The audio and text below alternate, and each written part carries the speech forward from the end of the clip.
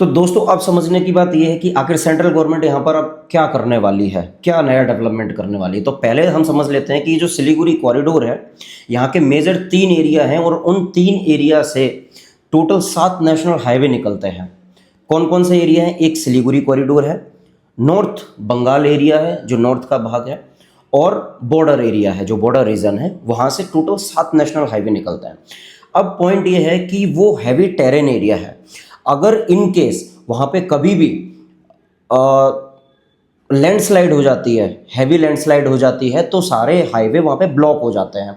या in case कभी भी वहाँ पर फ्यूचर में अटैक होता है, कभी वॉर होती है, तो उस एरिया पे अगर बॉम्बिंग होती है तो वो एरिया भी डिस्टर्ब हो सकता है और एरिया चौक हो सकता है। जिसको ध्यान में रखते हुए फिलहाल सेंट्रल गवर्नमेंट के जब वो अंडर में आया है तो उन्होंने वहाँ पर नए डेवलपमेंट की बात की है। ये जो 7 नेशनल हाईवे हैं, ये NHAI और NHIDCL जो हाईवे बनाने की कंपनी है, इनके अंडर में आती हैं।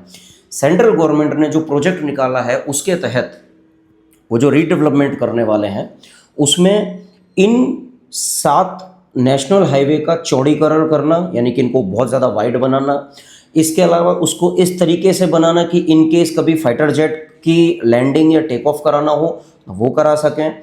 और अगर इन केस इस हाईवे को ब्लॉक कर दिया जाता है या उस एरिया को डिस्टर्ब कर दिया जाता है बॉम्ब अटैकिंग या जो भी है वॉर सिचुएशन में, उसको ध्यान में रखते हुए 35 किलोमीटर से ज़्यादा लंबी उस एरिया में सिलीगुड़ी कॉरिडोर एरिया के नीचे से अंडरग्राउंड टनल भी निकाली जाएगी, जिसमें रेल कनेक्टिविटी होगी और नॉर्मल व्हीकल मोबिलिटी का भी ध्यान रखा गया है ताकि इमरजेंसी सिचुएशन में आर्मी का कॉन्वॉय वहाँ से मूव कर सके।